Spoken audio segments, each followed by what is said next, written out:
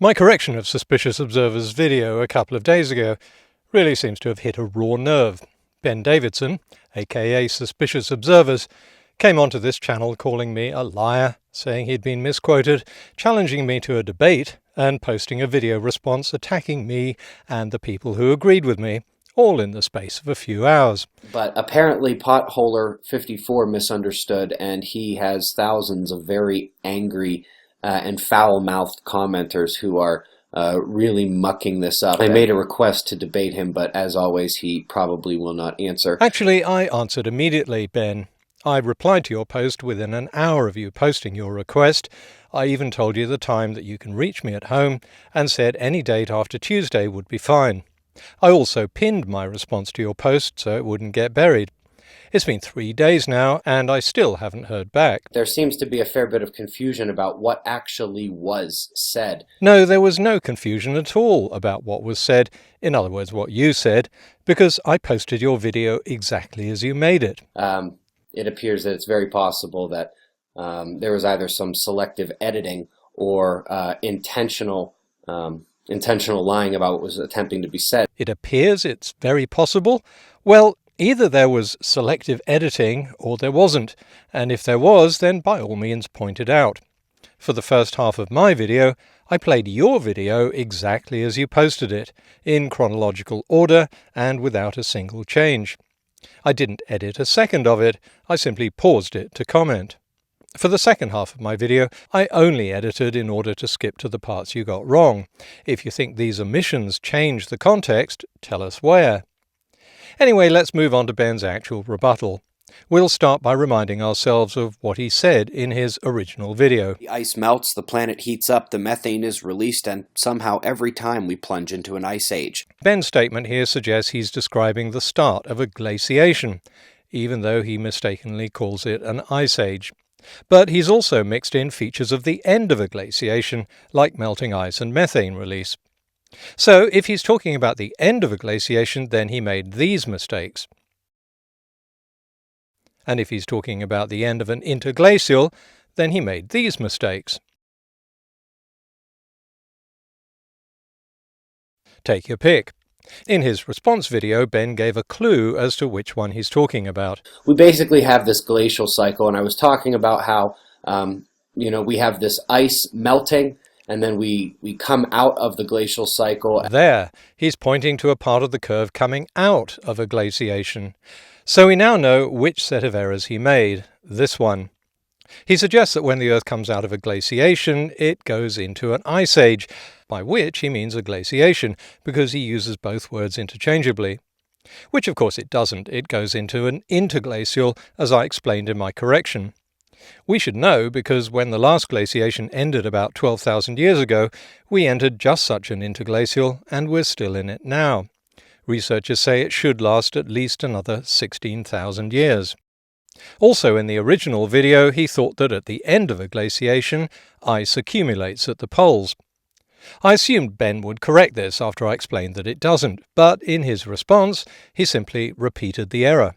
The ice accumulates up at the poles, and it's basically concentrated up there. As I already explained in my correction, ice thins and shrinks at the poles at the end of a glaciation.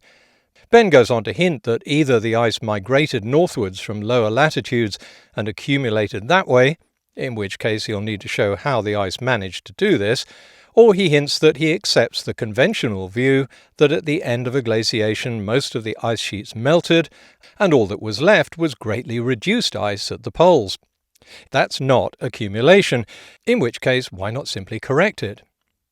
Ben did come close to grudgingly admitting that maybe this accumulation claim was a mistake, but he quickly decides, nah, can't be me. So one could see that one as being a mistake. Maybe there's a language barrier, or maybe he didn't put it together since I was just talking about this and literally went to this in a matter of the first minute of the video. I feel like that's it's hard to believe somebody could lose a train of thought in the first 60 seconds of a video, but it's possible. Yeah, it turns out it's my fault for losing my, what did he say again?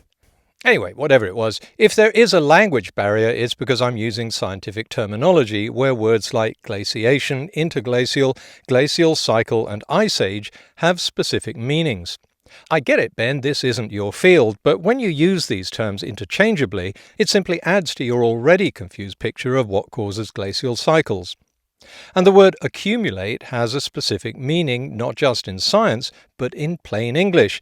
It means to acquire an increasing quantity, as in, the poles do not acquire an increasing quantity of ice at the end of a glaciation. I never thought I'd say these words, but take a tip from John Travolta. Well, that's the difference between you and me, Harry. I say what I mean. The other place where the deglaciation timeline comes unstuck is here. I've got no idea what Ben means by cold spreads to low latitudes. Perhaps he's thinking of the Arctic vortex, now hitting Europe and New England in winter. But since we now know he's talking about the end of a glaciation, the fact is that the lower latitudes don't get colder, they get warmer. The biogeographical and paleontological evidence couldn't be clearer. So let me just put what I think Ben is trying to say in plain English, correcting his errors and following a glaciological timeline that's well understood by researchers. If you agree with this, Ben, then this is what you should have written in the first place. If you don't agree, then great. That can be the basis of our upcoming discussion. The debunking video of this video seemed to suggest that I was saying the mainstream articles suggested an ice age was coming. Actually, I played the clip where you suggested this. You'd just been describing the process by which the Earth could be plunged into what you call an ice age, by which you mean a glaciation, and then you say this. Just this month, we learned that part of that process may include that extra cold fresh water creating a stratification in the oceans. And as I pointed out, that's not part of the process towards a glaciation, and the paper you cite makes no mention of that. Attempting to make everyone think that I deliberately misled folks about these articles when I specifically said that none of them individually believes an ice age is coming or anything other than global warming. And in fact, I played the clip where you say that. Here it is again. There's a bit of a circular problem here where everyone is finding signals of cold but exclaiming that all the other factors will overcome it to still warm the planet. Nobody is listening to the other group saying the exact same thing.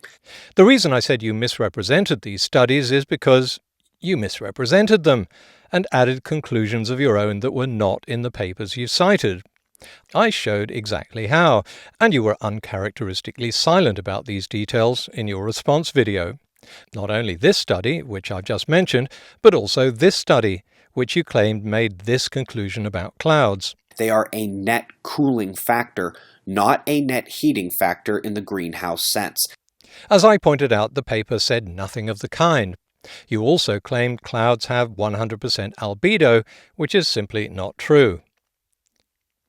By the way, on Sunday someone pointed out an error in my own video, and I didn't make excuses and blame it on the inability of the poster to understand, or call him a liar or foul-mouthed. I checked what he told me and pinned a correction. It really is as simple and unthreatening as that.